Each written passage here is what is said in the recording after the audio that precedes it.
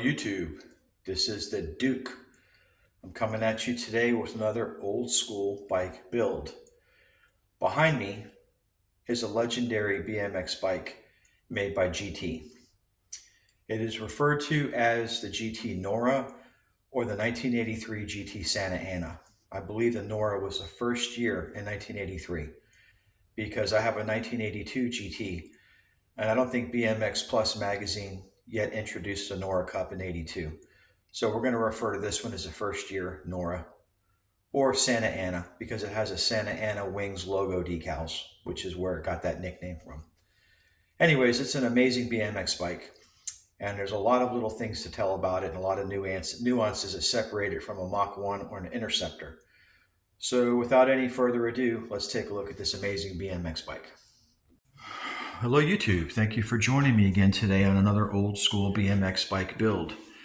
As I said in my introduction, the bike behind me is a legendary BMX bike that was one of Gary Turner's earlier iterations before the bike went mainstream. This is what's referred to as a Santa Ana or Nora. It is a completely 100% American, California manufactured BMX bike. Now, of course, the components are not. A lot of that was subcontracted out to Dicomp and Suzy and maybe Tioga, Viscount. You've got a few manufacturers that are Japanese because frame and fork and bar manufacturers never really made their own in-house hubs and rims unless they were like Cook Brothers or Profile. A few companies did manufacture everything from A to Z. GT was one of those companies that specialized in frame, fork, bars, and the rest of it was subcontracted out to various vendors, at least back in the 80s when it was under the tutelage of Gary Turner before it was owned by venture capitalist corporations and the name was watered down to crap and the bike no longer resembled what it was when it was a handmade masterpiece of the 70s and 80s, which is the era that I specialize in collecting because those are the most artistic forms of bikes that you can find. They're true works of art, each one of them. So without any further ado, let's go ahead and take a look at this amazing rig, and I will go right around it and do a 360-degree pano of the bike, and I will explain to you the components that went into this bike and typically what you would have seen at a bike store as a kid. Okay, folks, here she is, the 1983 GT Santa Ana.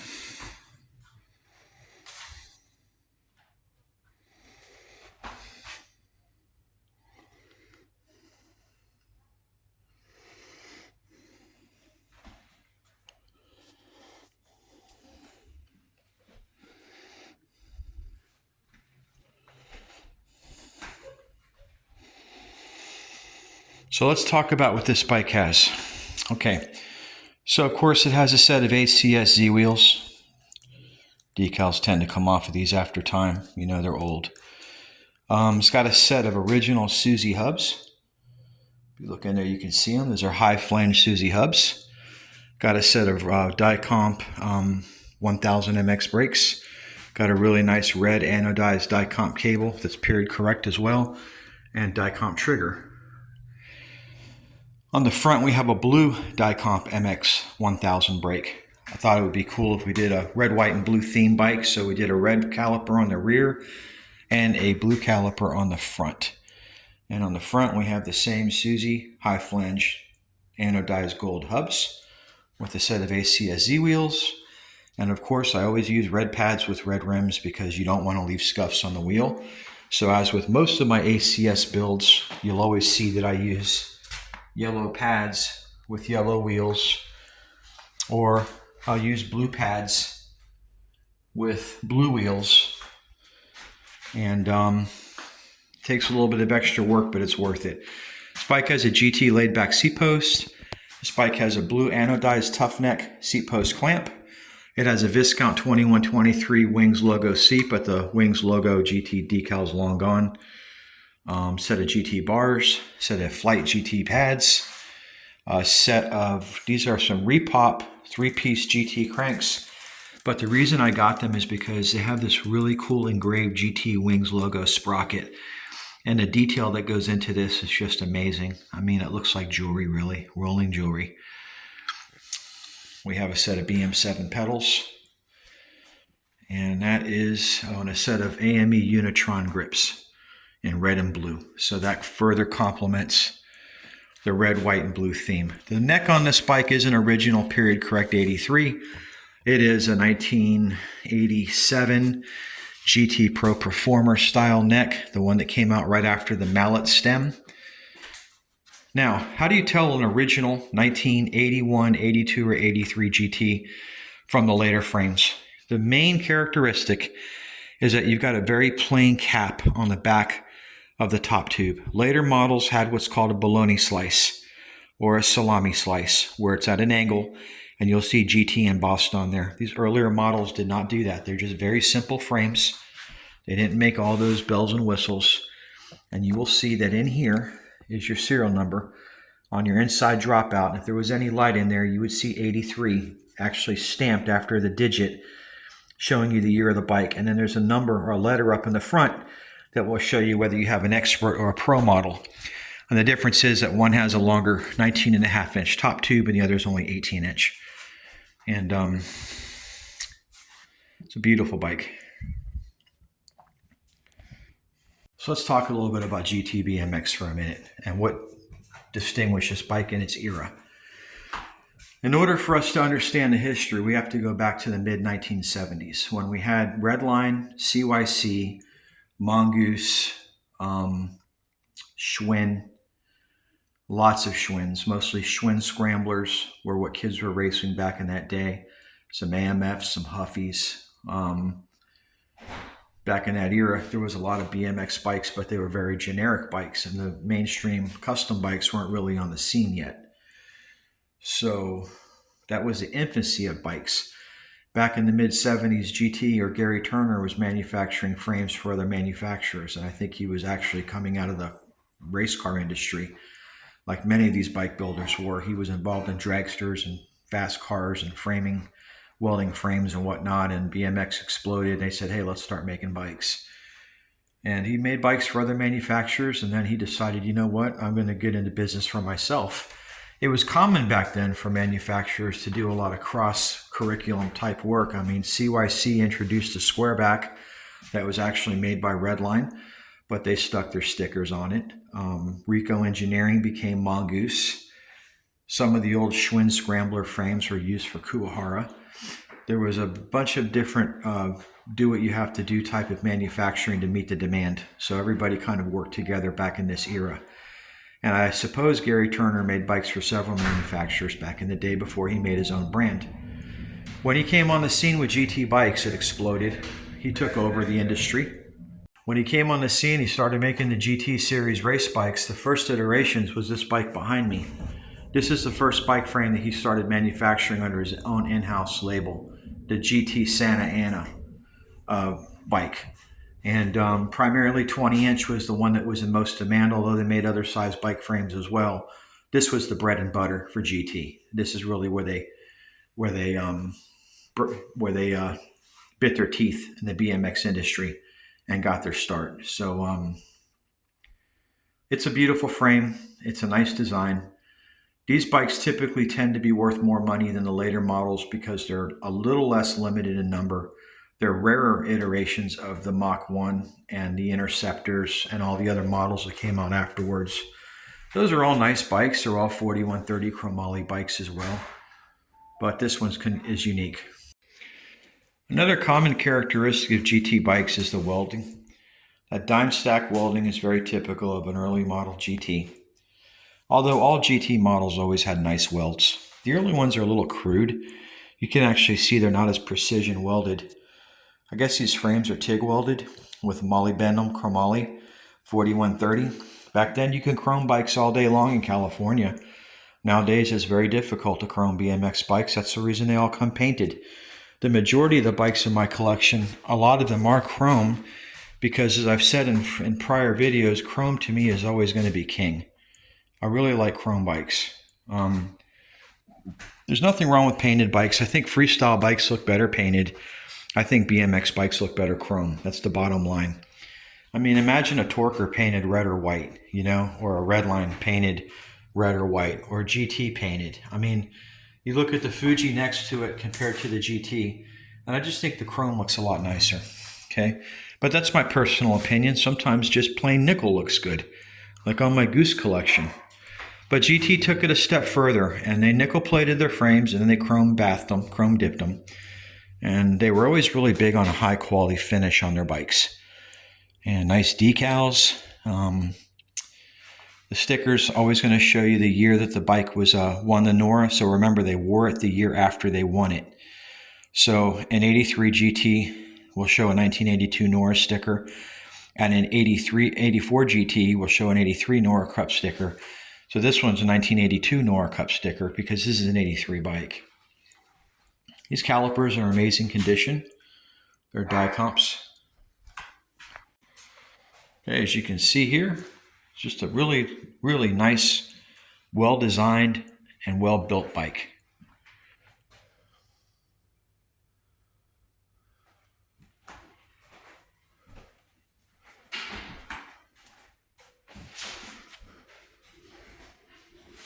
And this is the top view. Okay. So as with most BMX bikes, by 1986 or 87, these things were all outsourced to Japan and Taiwan.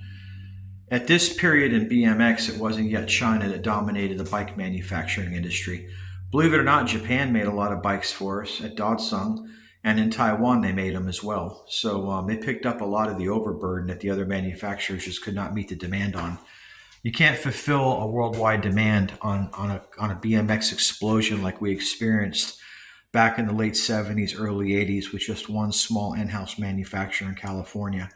That's great for meeting local demand, local track venues, local buyers, but when you're talking about regional, national, and international, at that point you really need to ramp up your manufacturing. You need to get into business with attorneys and business people and people who understand how to meet the supply and demand and logistics of shipping and marketing, and it just blows into an entire different animal at that point.